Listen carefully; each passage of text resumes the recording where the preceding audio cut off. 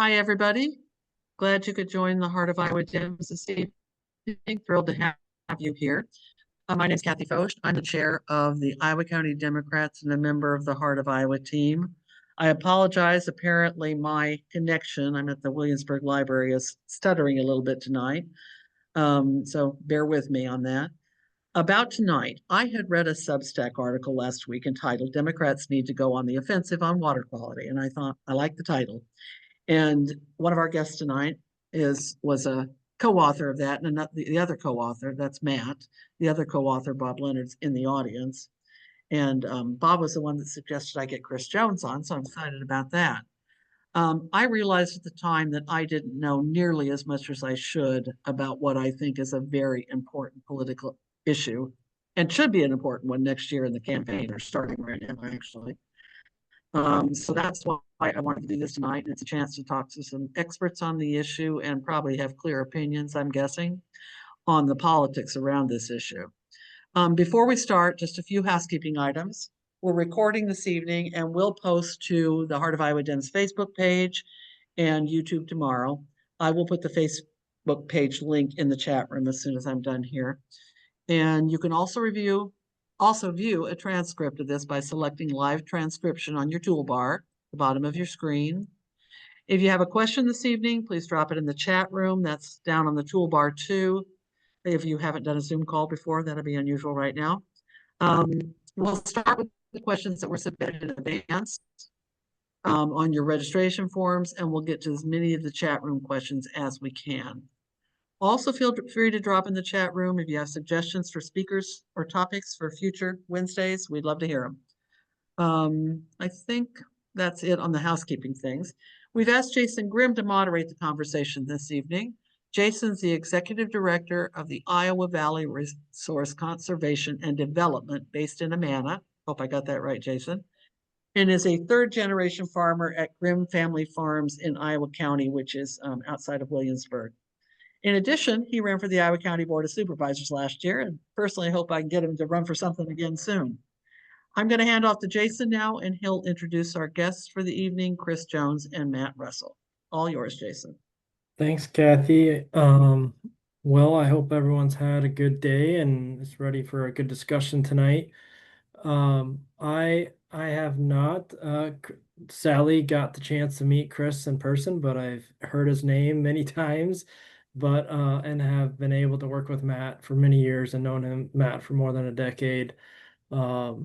But yeah, just a brief introduction to both Matt and Chris, and then I'll let one of the two of them I'll call on one of you to go next. So Matt farms with his husband Patrick outside of in Marion County, outside of Pella. I think you're the closest to, right, Matt, or Knoxville?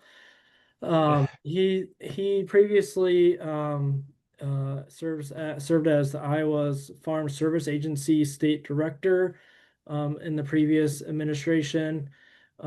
He's been an Iowa farmer his whole life and somehow connected to agriculture for the last 25 years.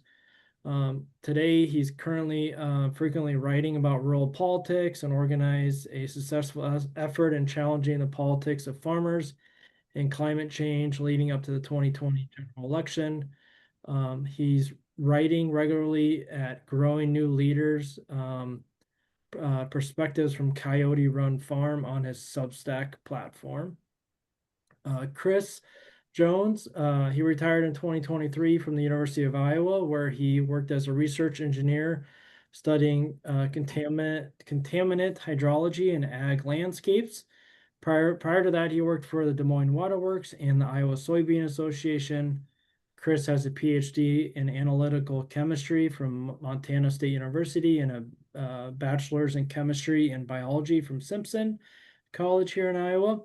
And Chris has published many things from scientific journals, book chapters, magazine articles, and was the author of the book, The Swine Republic, Struggles with the Truth about Agriculture and Water Quality.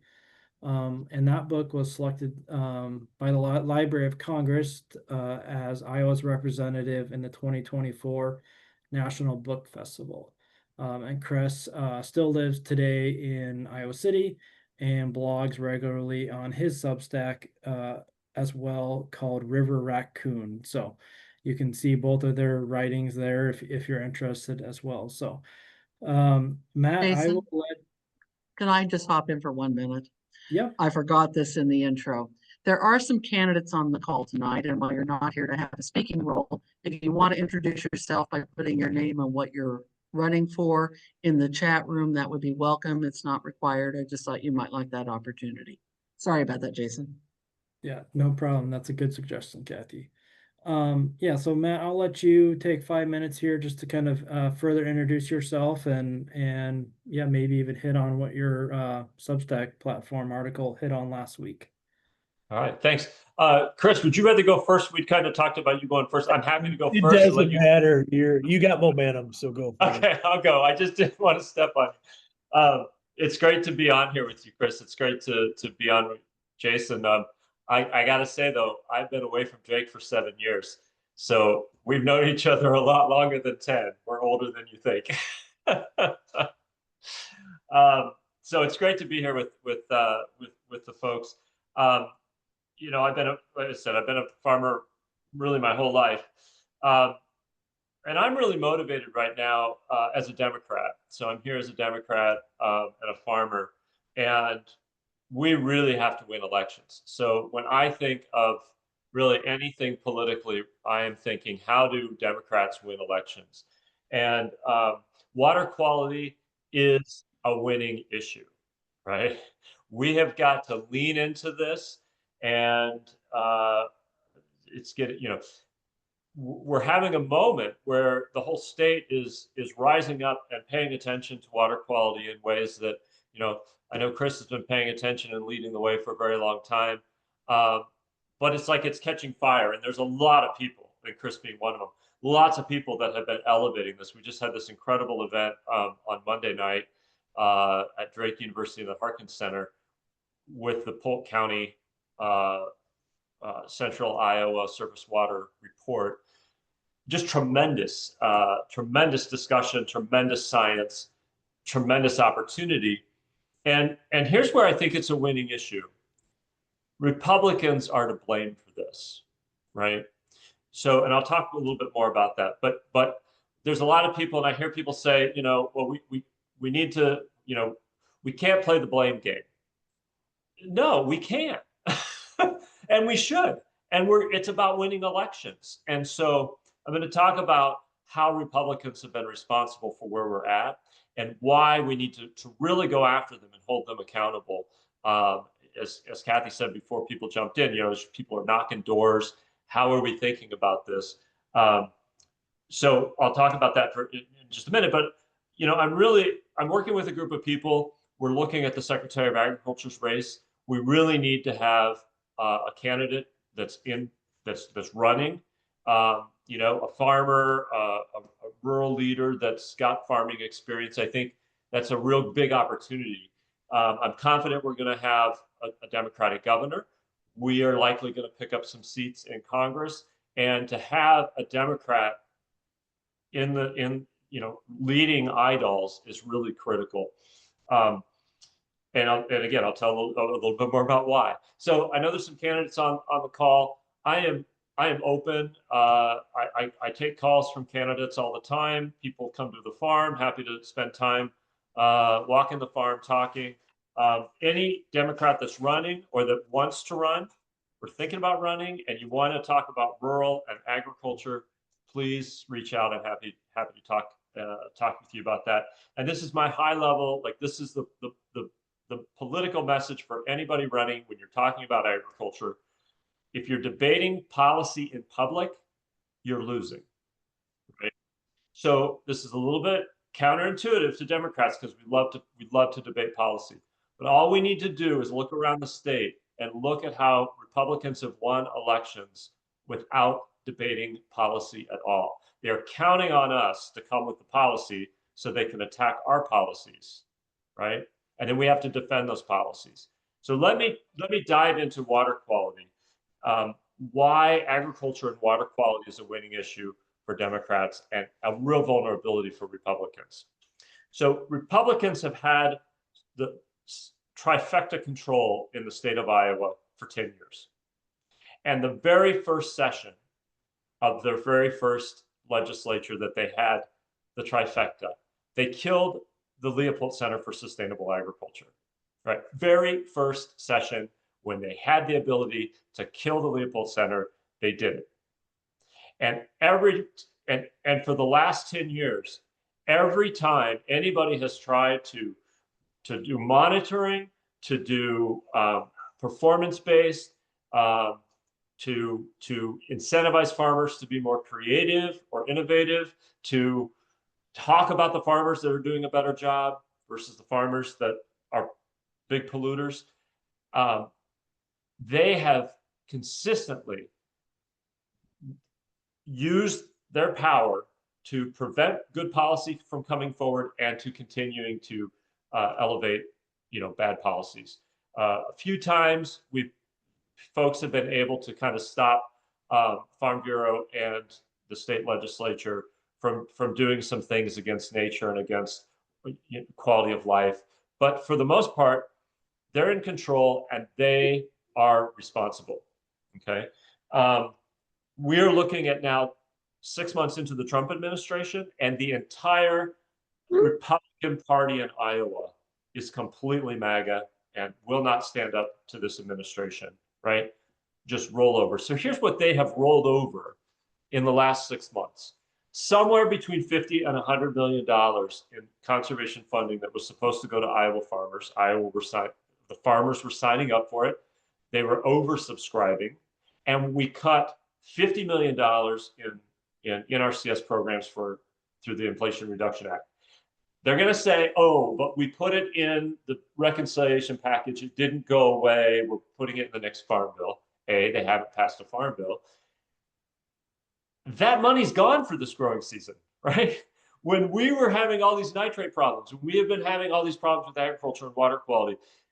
They stopped that money from coming, right? Democrats didn't do that. Republicans did. And we also look at the research at Iowa State. And I know Chris has got some pointed comments. And Iowa State has not always stood up, against some of the Republican forces and agribusiness forces. And clearly right now, they're just being steamrolled by the Trump administration. But huge amounts of research just stopped at Iowa State. And those folks scared to death to speak out. And not one Republican in Iowa has stood up for our world-class leading agricultural institution, right? There are not 5 better places on the planet that are more resourced to do agricultural research than Iowa State. And it is getting kicked in the teeth, and Republicans are silent, right? They need to be held accountable. We need to be talking about water quality all the time. And we need to be pointing out that Republicans are failing Iowans. They're also failing farmers.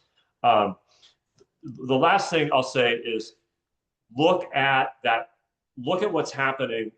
We've got all this money that's going to continue to come later, not this year, but they're kicking it down the road. The president's budget, Republican president budget, right? And nobody's countering this. He's requesting in his budget 90% reduction in technical assistance for farmers in our county offices. And the House Republicans, I don't remember the number, but it's more like 70%, right? So if you still got the billions of dollars coming and you've got 90%, 70% reduction in technical assistance for farms like myself, where's that money going to go? We are greasing the skids for all this conservation money to not clean up our waters and protect our soil, but to simply be another pass-through for, bigger farmers, less diversified farmers, farmers that do not care about cleaning up the pollution, right? That's not in what they're working on. And we're leaving those farmers behind that want to clean up our water, that want to put more conservation on their farms. So this is a Republican problem, and we need to be elevating it and punching all the time. Last thing I'll say is,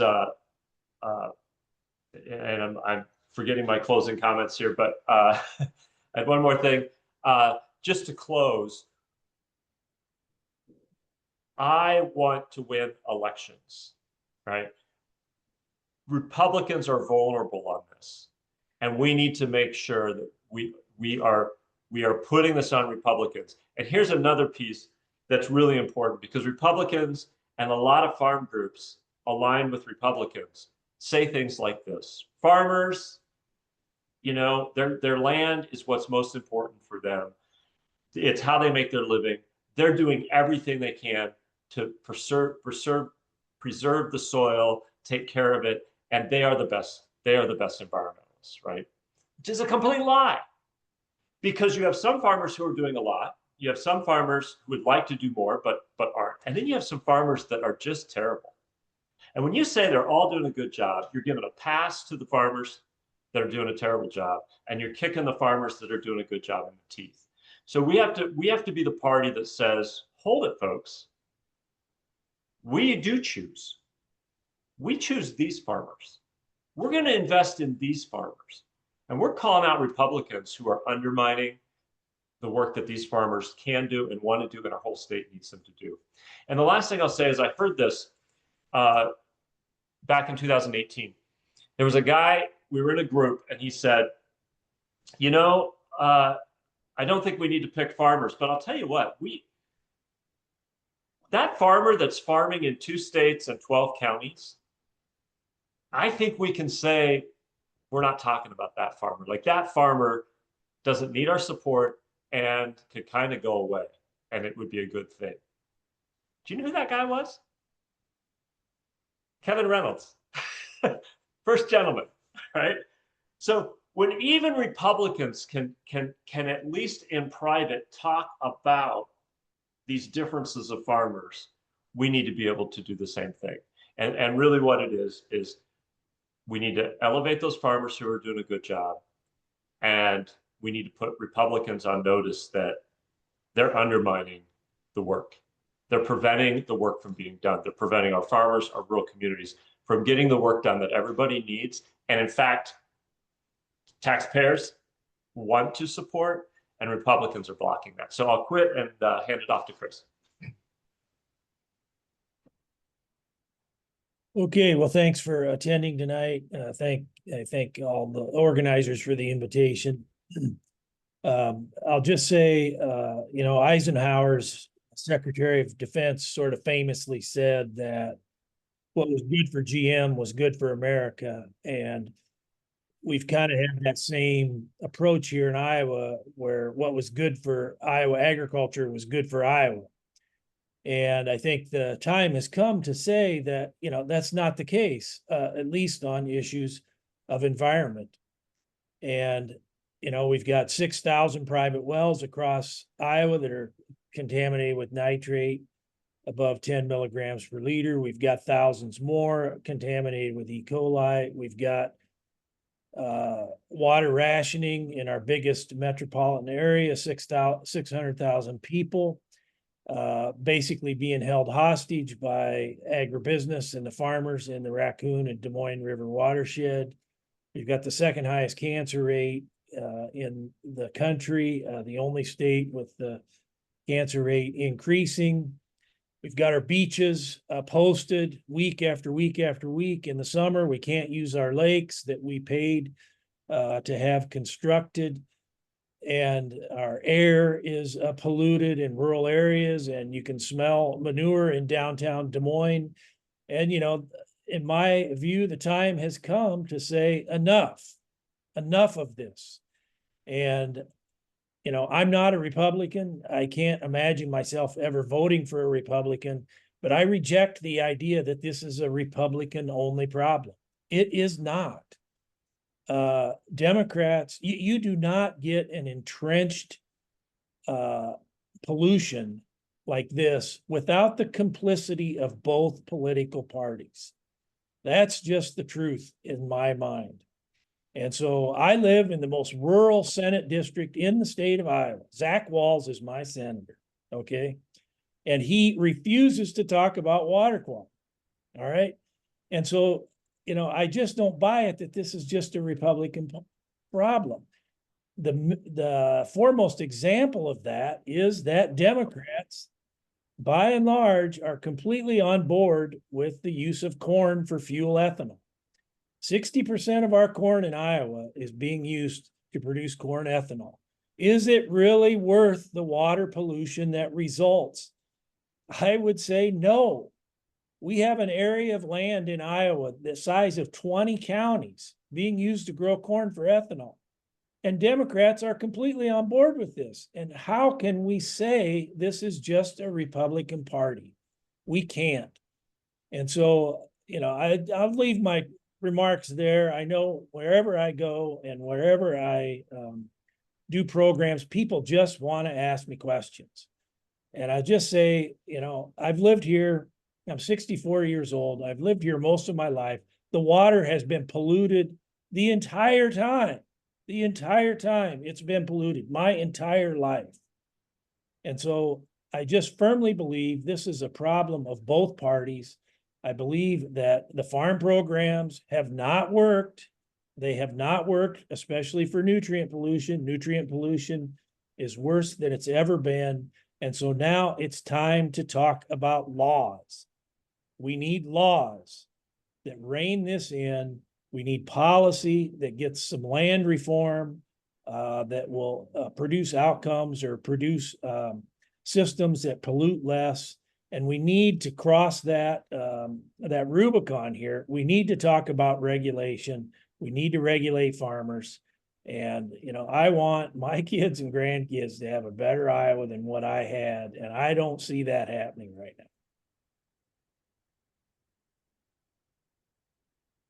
Well, great, Chris and Matt. That's really powerful words to use and ways to start the conversation.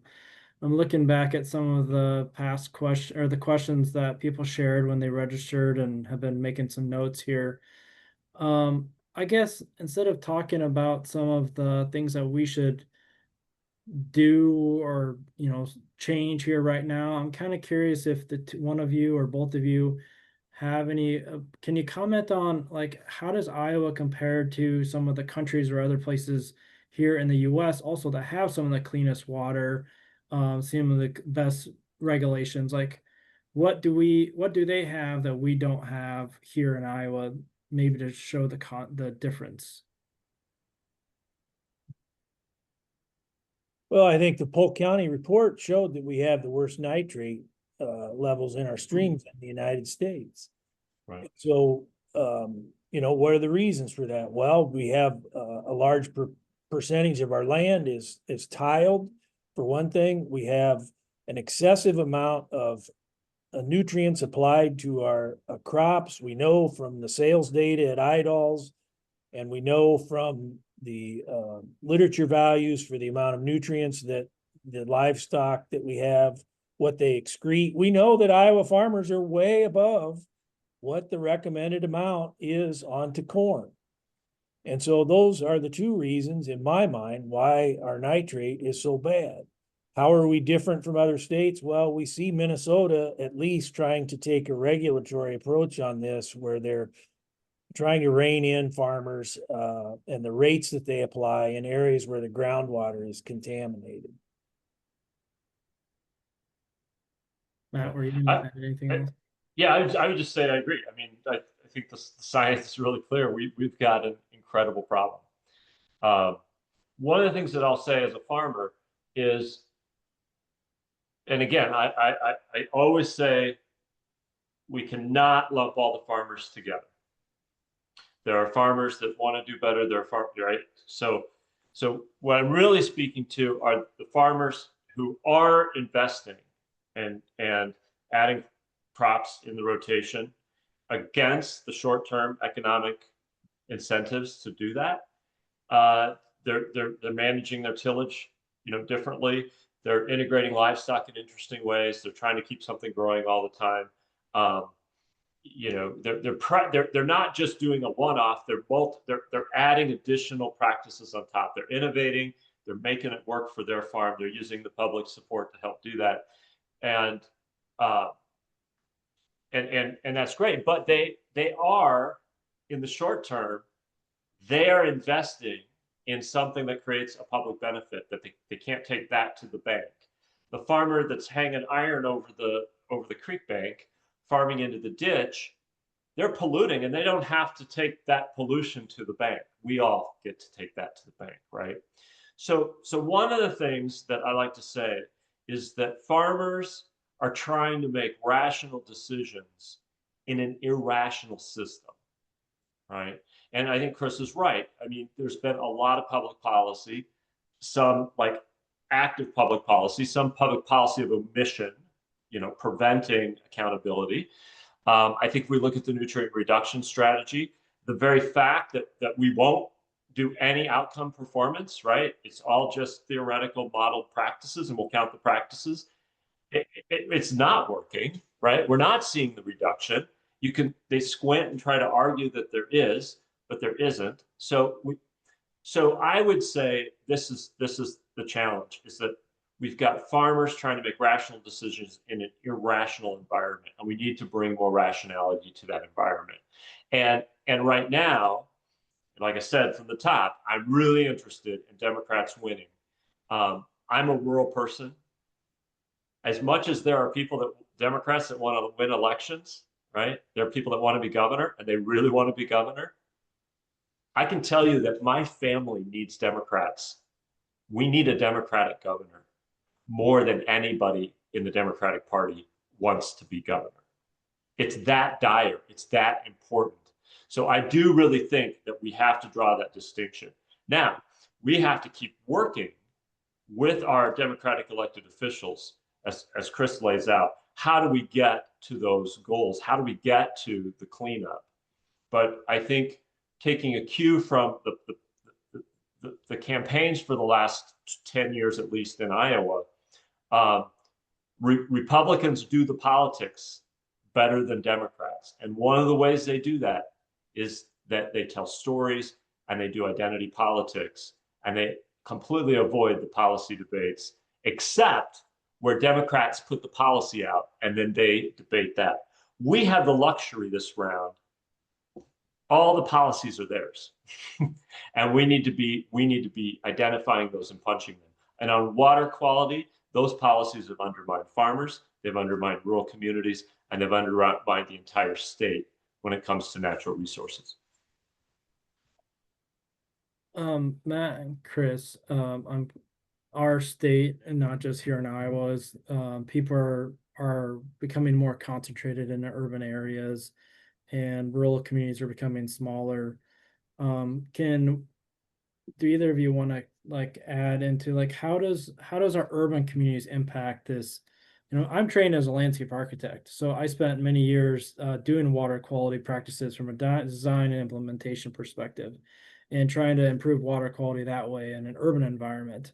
I know we're talking about things that are connected to fertilizers and manure and stuff, but there's a lot of other things in our water that is contaminating it as well.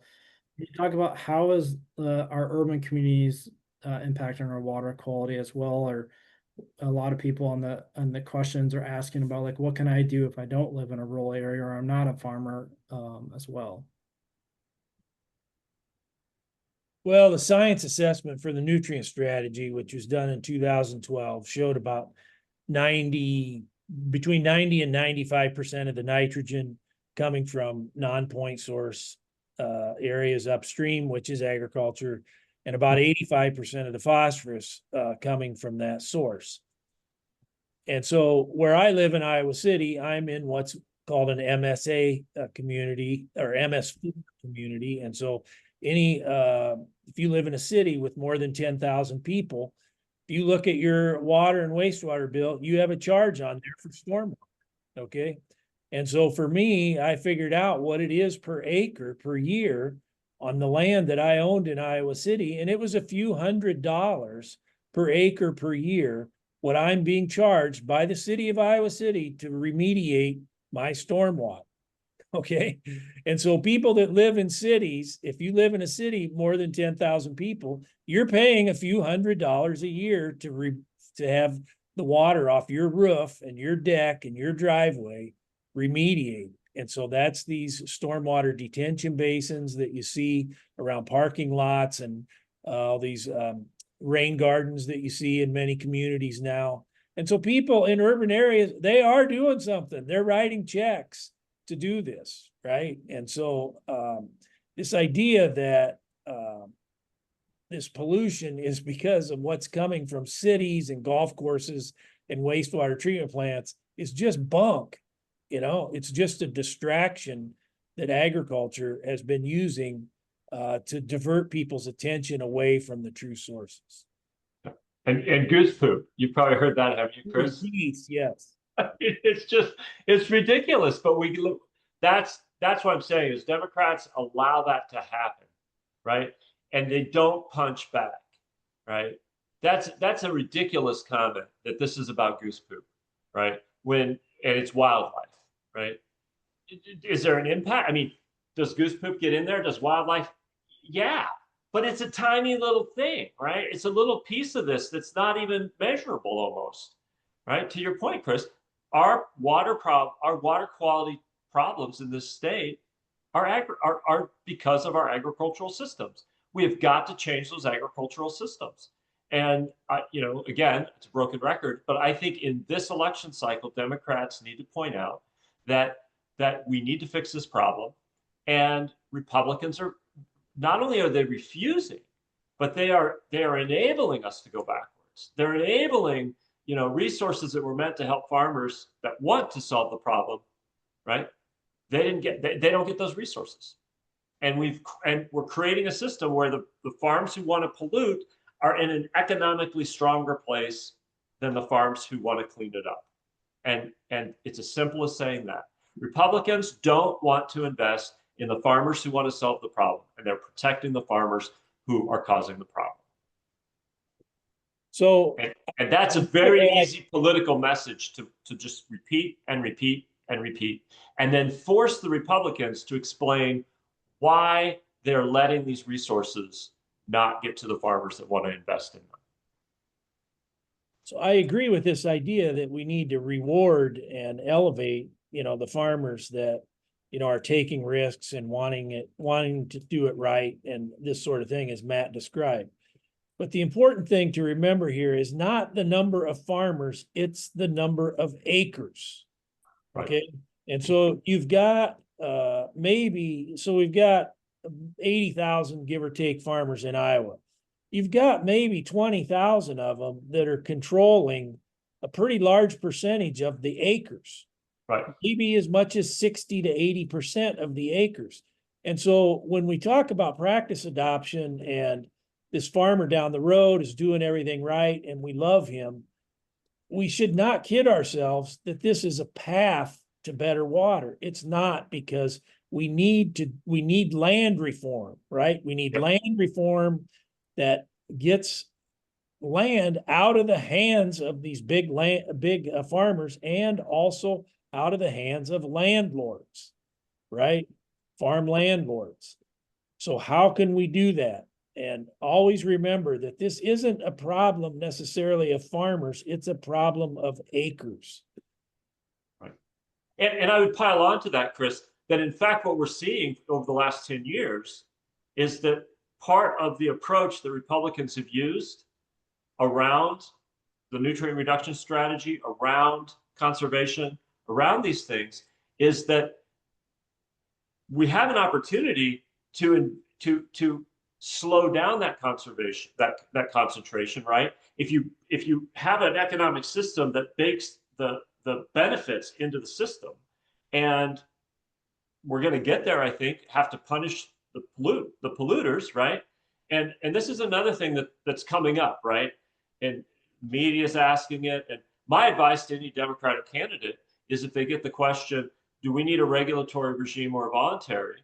I just flip it back to them and say, well, the Republicans aren't even letting a voluntary program work. If we end up with regulation, it's going to be because Republicans have failed so miserably to make sure that the farmers who want to do the work are getting the resources. And here's what happens when we don't invest in those farmers. Those big farmers that to your point, Chris, that are controlling the acres, that aren't improving the water quality, because they don't have to improve the water quality, they're gobbling up more acres, right? To your point, we literally are accelerating the concentration by not addressing our water quality issues. Yeah, I So, mean, Matt, you hasten consolidation when you don't regulate the pollution. Yeah. The reason they're able to farm 5,000 acres is because we don't regulate the pollution. yeah, so I was kind of curious. That's actually as a beginning farmer myself, I'm surrounded by land that's owned by about 300 acres that's owned by land tenants that live 3 hours away from me. The land is then rented by Bayer because they're paying the most per acre in my area right down the road. And then they're leasing that land to the biggest, they only use about 10 acres of that 300 acres. Then they lease it to the biggest farmers in our county. So do either want to talk? I feel like water quality is connected to a lot of other things. So like in elections, should Democrats be talking about this as a bigger water quality? What we have right now is a result of many different practices connected. So should Democrats be talking about getting more farmers on the land and kind of this deconcentration of ownership of land? Should we be talking about the loss of economic return, which I think the Des Moines Polk County's article hit on, like the amount of revenue that's lost when people cannot go to the beach or are not going canoeing down the Iowa River or something? Should we be talking about those things, or the kids that are moving out of the state when they graduate high school to go or college or something? Or is that too? Do we need to hit harder at the point level of water quality or something? So I've said this already a few times tonight. We need land reform. And so how do we get that? You know, when you say that, those two words together, you sound like a Marxist or something, but we need land reform. And the biggest thing we need is to get landlords to divest of land. How can we do that? Well, we could require cover crops, for example. Hey, we could require cover crops, for example, on all rented land. That'd be a start. We could regulate the pollution. We could ban new tile on rented land. There's all sorts of things we could do to get better decisions when it comes to rented land. And so you hear all the time how farmers, well, they have every bit of conservation they can possibly have on the home place on those 400 acres. But then on the 4,000 that they rent, they do nothing, right? And who can blame them? Because, you know, why would they pay for stuff that's not on their land? And so we need land reform. We need to get land into the hands of people that want to farm it sustainably. But what we do is we pass a law that retired farmers can rent their land out and not pay income tax on it. You know, So Chris, that's exactly the point, right? Democrats didn't do that. That was the Republicans. I've had a banker friend who's a Republican say, "This is the craziest thing I've ever seen," right? And so it's punching back because, like I said, I want to win elections. I want Democrats to be successful, and these are the kinds of things. Instead of trying to think that we've got to come up with a fix when we're running races, we're not in the, this isn't the Salinsky model anymore of, you come up with the policy, you get somebody to commit to it, you beat them and you commit to it. And then, we're in a different world, and that world is identity politics, and Republicans have done it really well in this state. And we have got to flip that, and we've got to punch back. And so, Chris, that's a perfect example of a policy that we should be hammering on, right? And it has a water quality implication. And Jason, as you said, all of these things have a water quality implication, right? Our who owns the land, our recreational activities, who's living in the state, who's fleeing the state, like these are all related to water, and we should be punching on all of them because Republicans are the ones because they've been in power, they've passed these laws, they've blocked things, that they need to be held accountable. And we shouldn't be back on our heels trying to defend something in an election. When we win, we bring people to the table, and then we put the pressure on our elected Democrats. But in the election cycle, we have got to put this on Republicans, take a cue from what they've done to Democrats for 10 years now, putting stuff on Democrats and beating them up. And a lot of it's made up. We don't even have to make it up. It's real. Punch them. Chris or Matt, one of the questions people are curious about, as you're saying, Matt, what are the things that we can hit back and throw back in their face here? But recently, have Republicans done anything to reduce like the measurement of water pollution? I know like Iowa Flood Center has lost funding related to like flood monitoring and water levels. But can you talk about any other things that current or federal and state probably? I think Chris is the expert here. I'll defer to him. There's a lot. I mean, the water quality sensor program that I managed, you know, the legislature defunded it, and that's a reason, one of the reasons why I retired. And so, you know, Republicans have never liked water monitoring. That's true. That's a distinction between the parties, I will admit, and congratulate Democrats for supporting that. And so, but yes, I mean, I think the dislike of water monitoring just goes along with the dislike of science in general on the political right now, and actually what I call the rejection of empiricism.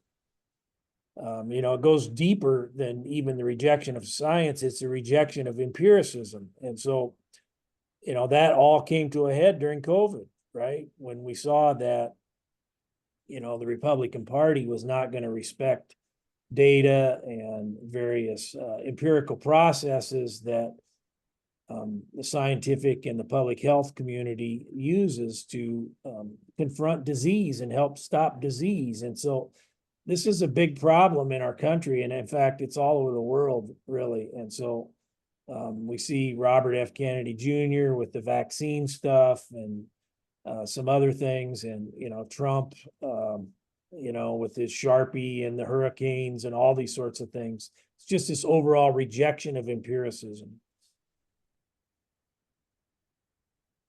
A lot of the discussion, I guess two different things here. I guess one simple question people are curious about, like, are a lot of the concerns have been related to rivers and streams, like quality of the water there, but are our aquifers also in danger of being depleted, polluted, connected to this surface water contamination?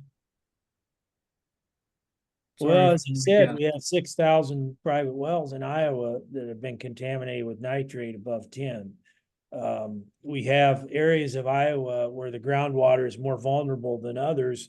Northeast Iowa is particularly vulnerable. And then we have some areas also in western Iowa. In north central Iowa on the Des Moines lobe, not so much. In terms of water volume, yes, withdrawal of water is a concern, especially for ethanol. And so we have ethanol plants in western Iowa. They're using water from the Jordan Aquifer. That's water that's been down there for tens of thousands of years, right? Tens of thousands of years. And we're pumping it up to make fuel ethanol. I mean, how dumb is that? The whole thing with the renewable fuel standard is causing, you know, really stupid use of water resources across the country. And so we have ethanol plants in western Nebraska and western Kansas, sucking the Ogallala aquifer dry. It takes 6,000 years to replenish it. We're going to suck it dry in 2 generations. You know, it's just perverse. And so I just, you know, wherever I go, I emphasize we have got to get rid of fuel ethanol. It's got to be ended. It's a cancer upon our state in terms of our natural resources.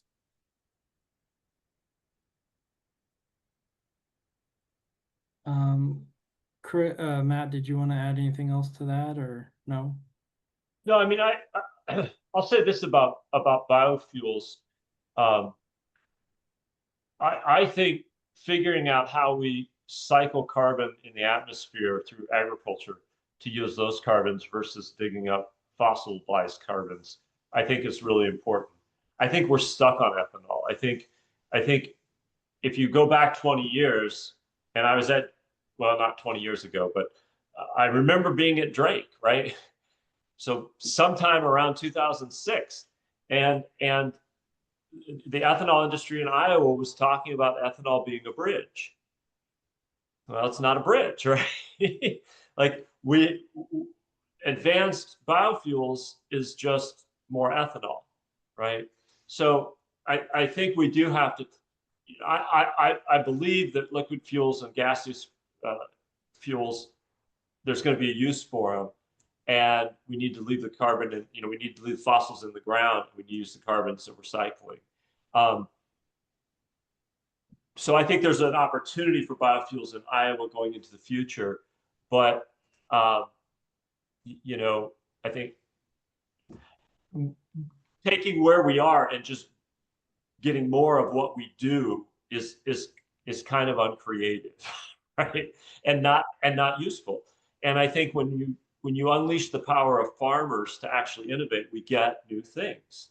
And right now, we're not incentivizing farmers. We're locking them into a system, and then we're growing more farmers are getting bigger within that system. And I think that's the challenge around ethanol. So I always talk about biofuels, and where we've been with ethanol is there's been some positive things, there's been some negative things. And if we don't innovate to the next level and all we do is just keep growing it, we're not going to get anywhere, right? But here, let me add something here. So with the renewable fuel standard, we have created a guaranteed market for corn. Okay, we mandate a certain percentage of ethanol be blended into petroleum, and so we've created a guaranteed market for corn. That causes perversity on the landscape, and it keeps farmers growing corn that otherwise might try different stuff and might grow different crops. Yep. And I'll say this, I've said it publicly lots. We have 23 million acres of corn and soybeans in this state. And everybody, the entire agriculture community is comfortable saying we need more diversity in agriculture. But if you start to actually say we need fewer than 23 million acres of corn and soybeans in this state, clutch your pearls. You are anti-American, you are anti-farmer. You can't have it both ways. We can't have more diversity and guarantee that we're going to have 23 million acres of corn and soybeans in this state. And so I think that's an opening for Democrats to think about, lead with farmers rather than lead with corn or soybeans, right? Or cattle or CAFOs. It's farmers. We're the party that believes in farmers. We believe in innovation. We believe that the future doesn't look only like the past, and farmers are going to be the ones that get us there, right? And then debate with Republicans whether you believe in farmers or not. Because what they want us to do is debate whether it's corn or not. And we need to flip that and say it's about farmers. And if that means fewer acres of corn in the state because our farmers are growing something else, I'm on board with that, right? So I think that's the kind of the flip that has to happen. Democrats need to focus on people and farmers and communities and clean water, and not like be baited into trying to come up with policies that get them back into the corner where they're either against corn or against CAFOs. And I'm just speaking politically, right? Like that's the challenge. We don't have to take the bait of, dying on a CAFO moratorium. But if we are focused on farmer innovation and focused on the fact that the science shows that we spread those animals across the state, and we integrate the cropping system with the livestock system, instead of having the livestock system on 5 acres with one, oftentimes a corporate entity, like for Stage Farms, corporate entity, right? That we need to not fall into defending policies that we don't force, that we need to force Republicans to tell us why they don't believe in farmers. All right. And it's all these issues. It's land, it's innovation, it's environmental stewardship and environmental ecosystem services, right? It's these new ways in which farms can make money that aren't just locked into ethanol. If me being supportive of farmers having another revenue stream other than corn and ethanol, right? We need to put Republicans on like, you need to defend why you don't think that farmer should have that opportunity. That's my point, is to push it back onto Republicans. We have a winning opportunity here statewide, and water is the tip of the spear, but it spreads out into a whole bunch of other things. So Matt, as a farmer, as well, I'm curious. So when I ran as here in Iowa County, and also just dealing with terminations of contracts at my own organization this last year or last 6 months, it seems like a year, but it's only been 6 months. A lot of, articles that I was quoted in and stuff, people were saying like, well, you shouldn't have voted Republican. Like, why do you do that? Like, they're just assuming as a farmer I voted Republican, which I think you said it, Chris. I don't know how I could ever do that. But how do we, every day I'm really excited when I have another farmer come up to me and say that I was really happy that you ran and stuff. But how do we get more of those farmers to ask for, like, help me do something different on my farm instead of incentivizing me to do the one thing? I mean, is it literally the corporate control that is really in charge, that is driving those markets? Or should we throw out the whole market support structure at the federal level, commodity structure and stuff? Like, should we start over, burn it to the ground, Yeah. start it over? So I would flip it back to the political, right?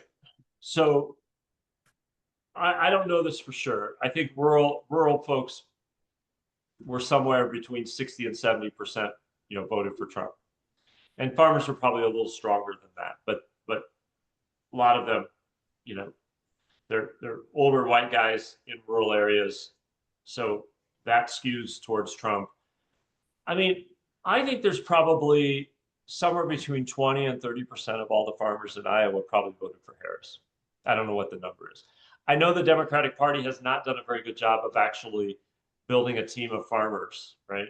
I've been working since 2014 with the Braley campaign and said, we need a list of farmers. I tried to help them with that a little bit. It didn't go anywhere. Cycle after cycle, I've been saying we need to identify and develop a list of farmers. I'm working with candidates again. I'm working with, the congressional districts. Like, we need to get this done, and we don't need 1,000 farmers, but if we had 50 farmers in all 4 congressional districts that were proud to say they're Democrats, why they believe in Democrats, why Republicans have failed them as farmers, that'd be huge, right? And so figuring out how we do that work, I think, is really important, because you feel isolated, and we haven't done that team building.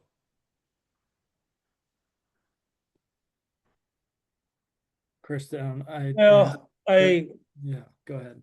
I think if you want different types of decision making on farms, you need processes and policies and other things that helps you get the decisions that you want. And so we have the corn soybean system that everybody feels like they're locked into. Well, if you start to regulate the pollution from the corn soybean system, then all of a sudden, maybe you get some different decisions. If you start regulating the pollution from CAFOs, in a very effective and zealous way, you start getting different decisions. And so I think regulating the pollution is a way to inspire different decision making on the farms, okay, on farms. And so like tile, for instance, we see in north of I-80, people are putting in tile like crazy people, right? We know tile is the source or the delivery mechanism of nitrate from farm fields to the stream network. Well, all of a sudden, if we say, look, if you put in new tile, you have to mitigate the nitrate at the outlet. Well, you know, you affect decision making when you start regulating the pollution. And so I really strongly feel that that's what we need to do. The other thing is tax policy. And so despite what farmers will tell you, nitrogen is cheap.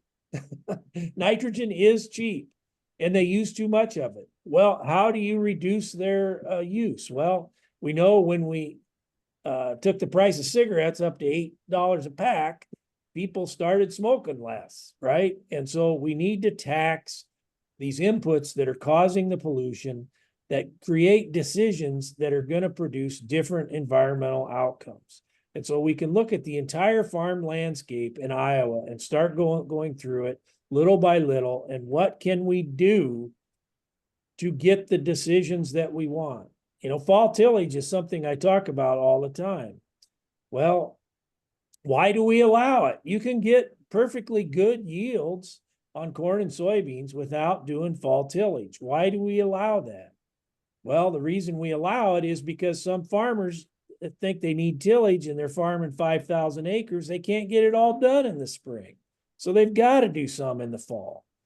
And so if you ban fall tillage, all of a sudden this farmer says, well, maybe I can't farm 5,000 acres. Maybe 3,000 is a better number for me. And so really, I think that is what we need to look at. And it bothers me, frankly, that Democrats will not talk about this stuff. It's very bothersome to me. Read my Substack, you know that. And I would just offer that I think we have a real opportunity this election cycle to even Democrats that aren't into the weeds on agriculture. What's the top line message that we can consistently talk about, you know, in this election cycle? I think water quality is absolutely at the top of that list, and you know, helping Democrats talk about it, because if we're going to get anything done, and it's clear, just looking at the last 10 years where Republicans have been on all of this, if we're going to get anything done, we have got to get Democrats elected. You know, and if helping them get elected, talking about water quality and you know, helping them understand these economics and where Republicans have been protecting, you know, and preventing innovation, you know, I'm optimistic that if we can defeat the Republicans, then we have an opportunity to move something. If we can't defeat Republicans, we're in just a downward spiral. Matt, we've been talking a lot about what farmers, you know, farmers should do, what we should be talking to the farmers, how they should vote differently.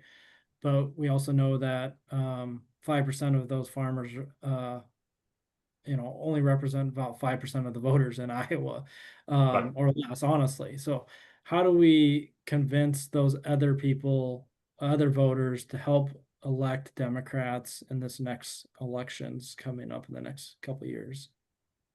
Yeah, so here's the thing to think about. When farmers, particularly some farm groups, like to talk about how nobody understands farmers and nobody is sympathetic to farmers, and farmers are, you know, under the gun. But when you do polling with the general public, farmers poll at the same level of like police officers and firefighters and teachers, right? And teachers may be slipping in this crazy world we're in, led by Republicans, right?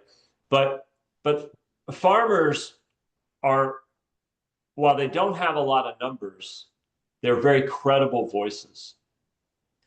And so that's why identifying a strategy to get some of those credible voices that are speaking as proud Democrats and why their values.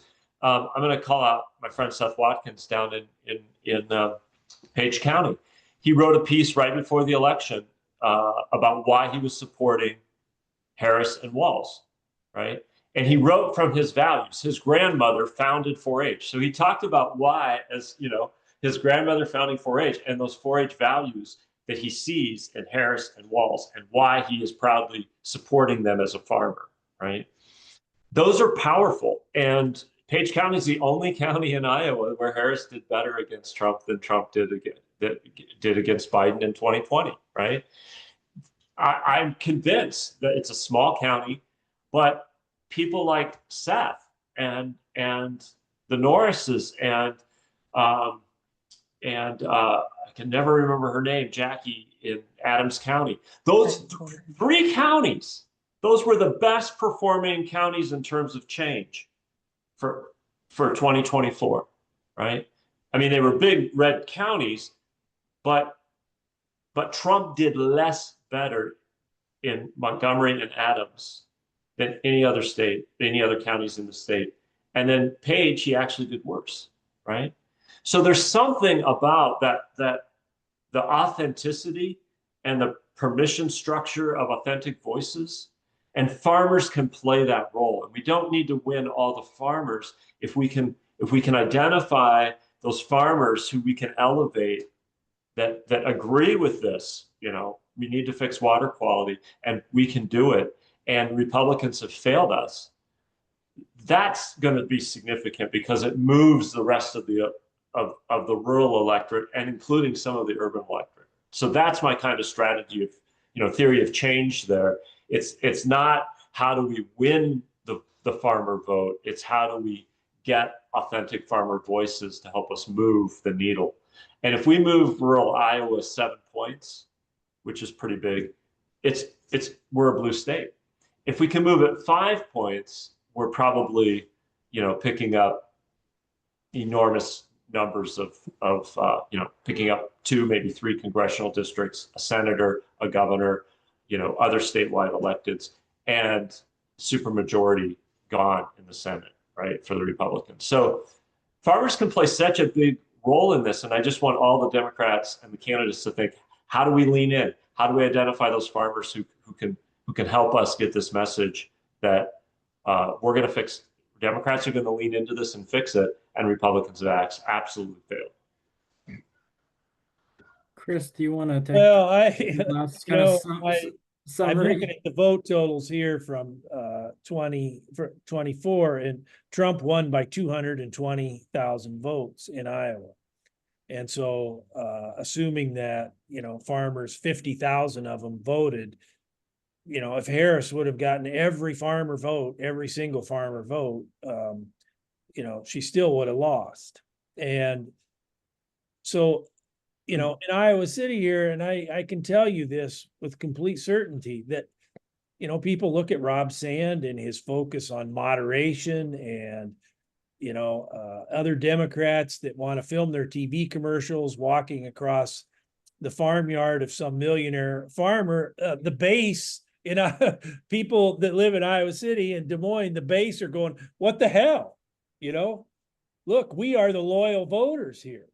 Why are we continually slobbering over farmers? Why is the Democratic Party slobbering over farmers? You know, it's hard for people that are part of the base to understand why that is happening. And, you know, Sand is trying to run this middle of road campaign. And I can tell you for a certainty that young people here especially are turned off. They're turned off by that. You know, hey, we're the loyal voters. Where's the love? Where's the love? Why aren't we getting the same love that farmers are getting? All right. Well, there's so much conversation. I hope everyone's been following the chat box just as much as me. I thank everyone for also like chiming in the discussion there, because there's no way to get to all the questions, but I just wanted to wrap up and say that any of those that are joining us too tonight that are running for any positions and are trying to get connected to farmers, connected to the story, this issue here in Iowa, please, happy to be one of those resources, just like it sounds like Matt has been connecting people, but happy to be that resource. But I'm going to turn it back to Kathy here to kind of wrap us up. And again, thank you to Matt and Chris for the great discussion tonight. I would add that too. Thanks for both of you and Jason also for joining us tonight. Very interesting discussion. And there are a lot of questions we did not get to. So I'm actually thinking, haven't done this before. If you're interested in doing a follow-up with these guys, we could have them back again. Now, I'm offering their services here and I haven't talked to them directly, but if you're interested in that, I just put the Heart of Iowa Dems Gmail address in the chat room. Just send me an email if you'd be interested in having a follow-up with these guys. We don't have anybody in the schedule yet for September. Anyway, I also want to thank Karen Patel from Johnson County, who's been doing the tech stuff behind the scenes. A reminder that the recording of this event will be available at the Heart of Iowa Facebook page and on YouTube, I hope tomorrow, Friday latest. And I will also send you guys all the links for both of those. And I wanted to tell Matt and Chris, if there's anything you want to drop into the chat room, like your Substack, all that kind of stuff, please feel free. And I will also include it in the email that goes out to everybody that signed up for this. We don't have anything on the calendar yet for September, but we will have. And right now, that would be September 3rd, topic to be determined, unless you all say, please bring these guys back. We do have something scheduled for October 1 that I'm very excited about. We've invited Tom Hartman, the columnist, not to be confused with Tom Harkin. Tom Hartman will be having a conversation with Laura Bellin. Topic to be determined because they pretty much both can talk about anything. So we will figure that out. I'm excited about that and that Tom's been on before and we enjoyed that. I'll close tonight by encouraging all of you to donate to your county Democratic Party, either via Act Blue or directly via check, however you might want to do it. And that's kind of it for tonight. Thanks for helping us keep this series going, and we'll see you soon. Bye-bye.